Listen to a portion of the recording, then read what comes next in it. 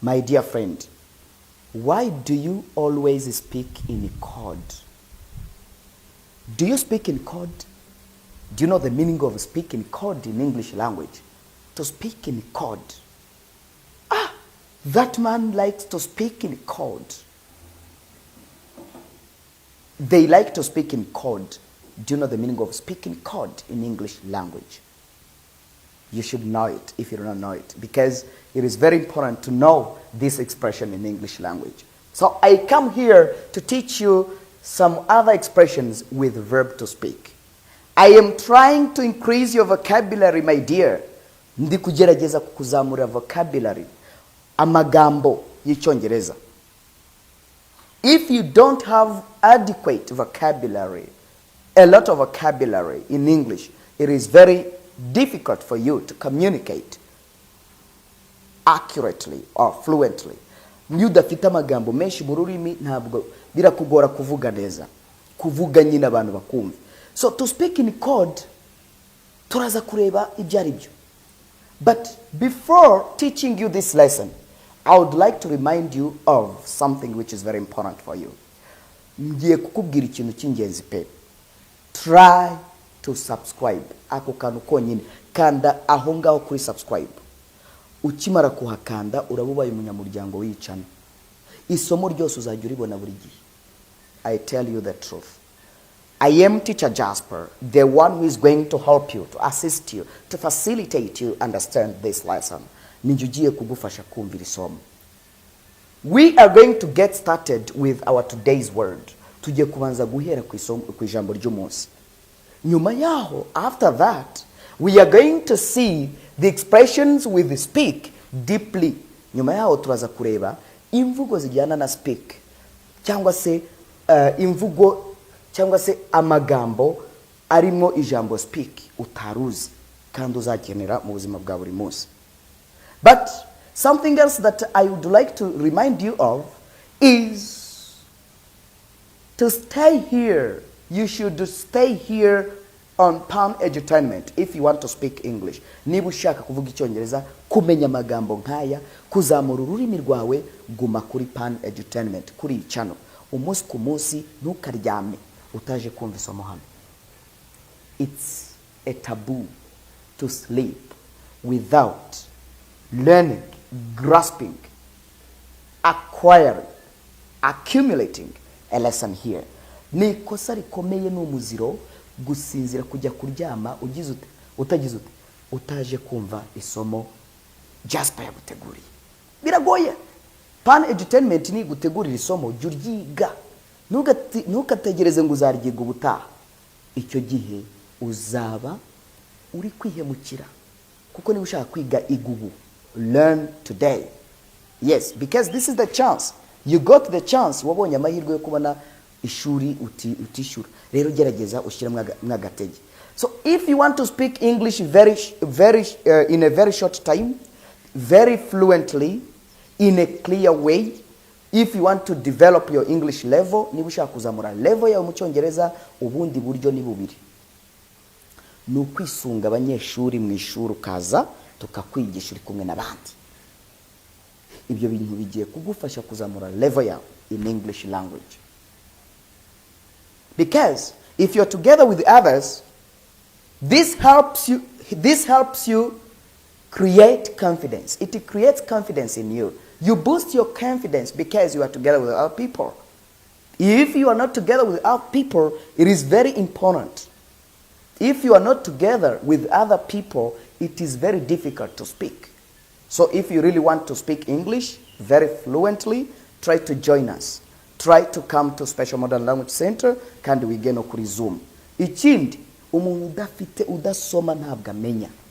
If you don't have books of English, if you don't have English books, my dear, you are lagging behind. Uri gusubira inyuma cyangwa se urajya inyuma y'abandi. Ntabwo uri gutera imbere. You are not going to step forward. Kandi ukwiye kugira umuco wo gusoma, my dear. That is my piece of advice. Muri make iyo niyo nama narindi kukugira. Let's get started with our lesson. We are going to start with our today's word, which is outsider. Do you know the meaning of outsider? People who are called outsiders or an outsider. An outsider is any person, every person who is not part of your business, your family, your company or organization. That person is called an outsider. Umuntu rubanda. Ubundi outsider ushobora kumwita rubanda mu Kinyarwanda. Umuntu utaba mu muryango wawe, utaba muri business yawe, utari muri organization ubamo nawe, uzamwita outsider. This person is an outsider. These people are outsiders. Outsiders ni abantu batari muri business cyangwa se batari mu kintu nawe urimo. Dushobora kuba turi company runaka tukabona abantu baje kutwumviriza ibyo turi gukora cyangwa baje kutwumviriza twibereye mu nama, tugahita tuvuga ati some outsiders are overhearing us. Hari abantu ni nk'abanyamahanga cyangwa se rubanda baje kutwumviriza kuko ntabwo turi kumwe. Abantu bose rero mutari kumwe mu kintu runaka uzabite outsiders. Yeah. Do you get it? Very fantastic. So we are going to start with the first expression, which is to speak in code. Speak in code, twamaze kumenya ibyo ari byo. To speak in code means to use words that have a hidden meaning. To use words that have a hidden meaning. That is to speak in code. Muri make to speak in code mu Kinyarwanda ni uguca amarenga, ni ukuvugira mu marenga. Udashaka ko abantu bose bahita bumva ibintu ushaka kuvuga. Hari abo wageneye ibyo ngibyo ushaka kubabwira. Nawe mubiziranyeho. For example, I can say, that spy spoke in code to avoid being understood by outsiders. That spy spoke in code to avoid being understood by outsiders. That spy spoke in code to avoid being understood by outsiders. Ni nko kuvuga ngo ya ntasi cyangwa wa muntu w'umumaneko yavugaga mu marenga kugira ngo yirinde kumvwa n'abanyamahanga cyangwa se na rubanda batari kumwe. Icyo gihe rero you can speak in code to avoid being understood by your outsiders. Kugira ngo wirinde abo mutari kumwe ushobora guca amarenga. Ukabwira umuntu uti yapu wenda yapu bivuze ngo baraje, kuko mwabyumvikanyeho ko yapu ari baraje, ariko yapu nibyo nishyiriyeho. Ariko icyo ushaka kubabwira nuko to speak in code ni ukuvuga mu rurimi rw'amarenga kugira ngo umuntu atakumva. That is to speak in code. Yes, for example, mushobora kuba muri mu rugo mugira amarenga mwebwe muziranyeho abashyitsi ku buryo bajya baza ntibumve n'ibintu muvuga. That time we were speaking in code. To speak in someone's favor. To speak in someone's favor means to say positive things about someone in order to support them. To say positive things, kuvuga ibintu byiza ku muntu in order to support that person or to support people. That is to speak in someone's favor. Kuvugira umuntu, kushimagiza umuntu, nyamara uriya mukozi arabikora, arabizi rwose, nyamara nta wundi mukozi tuzabona, kugira ngo boss amuhe ka kazi cyangwa ko amupromoting. Rero niba ufite umuntu kuvugira mu kazi uzavuga uti I always thank John because he always speak me in favor. If you speak someone in favor, uba uri kuvugira umuntu. For example, you can say, you can say, the manager spoke in Peter's favor because he was his brother-in-law. The manager spoke in Peter's favor because he was his brother-in-law. Muri kumva bishatse kuvuga iyi nteri ishatse kuvuga iki? The manager spoke in Peter's favor because, yes, he spoke in Peter's favor because he was his brother-in-law. The manager spoke in Peter's favor because he was his brother in law. What does it mean? Muruba bivuze iki?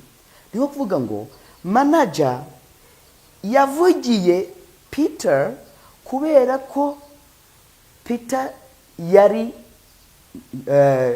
muramu wa manager. Kubera ko Peter yari muramu we yaramuvugiye ku kazi. Bituma wenda bamuha akazi keza. That is to speak. Ntabwo ari ukuvugira umuntu kuba umuvugizi w'umuntu. Oya, biratandukanye. No kuvugira umuntu kumutaka gushimagiza. Nice. No gushimagiza umuntu niyo yaba ari akora amakosa ariko ukamushimagiza kugira ngo abone opportunities, abone amahirwe. That is to speak in someone's favor. Yes. For example, you can say, John spoke in my favor because he is my best friend. John spoke in my favor because he was my best friend. John yaramvugiye atuma mbona kare akazi kubera ko yari inshuti yanjye magara. That is to speak in someone's favor. Do you get it? Fantastic. Let us continue here. To speak to the crowd. To speak to the crowd. Do you know the meaning of a crowd? Oh, I see a crowd of people over there. I see a crowd of people over there. Ndabona imbaga y'abantu hariya. A crowd of people ni imbaga abantu benshi bari hamwe. That is a crowd. For example, niba wajya kujya ahantu ukavuga uti iriya mbaga iri gukora iki hariya. What is that crowd doing there? What is it doing there? Ese iriya mbaga iri gukora iki hariya. Niba wabona kubivuga crowd ni imbaga. Abantu benshi bari hamwe. Do you get it? So, to speak to the crowd bivuze iki? Ni ukuvugira mu mbaga. Ni ugutanga ubutumwa ariko ububwira abantu benshi bateraniye ahantu runaka. For example, you can say, politicians used to speak to the crowd. You can say, politicians used to speak to the crowd. Niyo ngo abanyapolitiki bakunda kuvuga mu mbaga. Bakunda gutanga ubutumwa abantu benshi bari aho ngaho. That is to speak to the crowd. Do you like to speak to the crowd? Ese ukunda gutanga ubutumwa mu mbaga mu bantu benshi? Ushobora kuvuga uti, yes teacher, I like or I always speak to the crowd because I am a mayor. Kubera ko nanjye ndi mayor, nkunda gutanga ubutumwa mu bantu benshi. That is it. To speak to the crowd.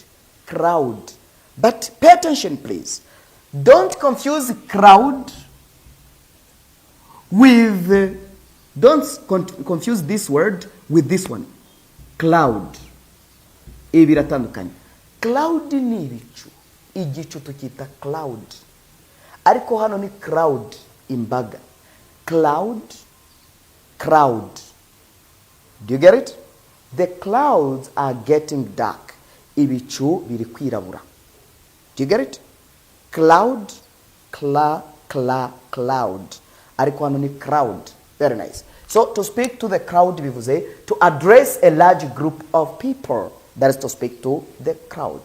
If you address a large group of people, you kubwira abantu benshi, that time in English, in a very good English, you are going to say that person is speaking to the crowd.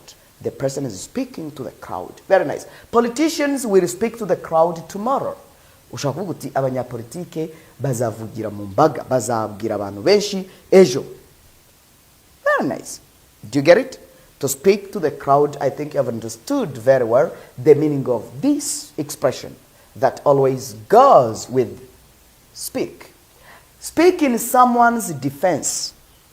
Aha rero naho bitandukanye, ukurikira ibi bintu utaza kubivanga. To speak in someone's defense bitandukanye na to speak in someone's favor. To speak in someone's favor and speak in someone's defense ni ibintu bibiri bitandukanye. Kanguha urugero.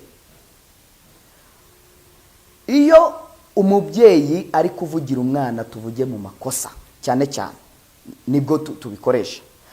Kuba umwana yakoze amakosa yibye kandi banamufatanya ibyo yibye, umubyeyi akaza ati umwana wanjye ntigeze yiba. Icyo gihe that that parent is speaking in his or her child's defense. Do you get it? Ubwo icyo gihe umubyeyi ari kuvugira umwana we, ntabwo ari ukukuvugira nzakuvugira kugira ngo boss azaguha akazi. That is to speak in someone's favor, support. You are speaking, you are trying to help someone there. Aho uri gufasha umuntu kugira ngo azabone akazi. But to speak in someone's defense, nugu protege umuntu hatagira umukoraho nubwo yaba ari mu makosa. Hari abavuga ngo nzakurwanira niyo waba uri mu mafuti, hari ndirimo mperutse kumva. Icyo gihe rero kurwanirira umuntu, kuvugira umuntu niyo yaba ari mu mafuti, that is to speak in someone's defense. Ushaka kuvuga uti ariko kuki ukunda kuvugira abana bawe? Uzabivuga ute mu Cyongereza? Kuki ukunda kuvugira abana bawe? Iryo ni isomo ugomba kuziga ejo bundi riri mu Cyongereza, amagambo uzakura mu Cyongereza yashyiraho iki? Uzakura mu Kinyarwanda yashyira mu Cyongereza. Yes, very soon. Good. Then here, to speak in someone's defense means to say something to support or defend someone. Nukuvuga ikintu kugira ngo supporting cyangwa se udefending umuntu. Even when those people are wrong, nubwo abo bantu baba bari mu makosa. That is to speak in someone's defense. To say something in order to support or defend someone. That is to speak in someone's defense. Kuvugira umuntu. Ntabwo ibyo mumubwira sibyo, mumushinja sibyo, ntabwo yabikoze. Kuki mumubwira? Icyo gihe uri kuvugira umuntu icyo gihe. Yes, uri kumuvugira yenda mu makosa cyangwa se uri kumuvugira kuko umukunda. That is it. Then here you can say this mother, ushobora kuvuga uti this mother is speaking to his son's defense. However, his son is completely wrong. His son is completely wrong. This mother, uyu mubyeyi, is speaking to his son's defense. Arimo kuvugira umwana we mu mafuti. Cyane cyane tubikoresha negatively. However, hano wahita mu mafuti kuko tugiye kuvuga nyamara. This mother is speaking to his son's defense.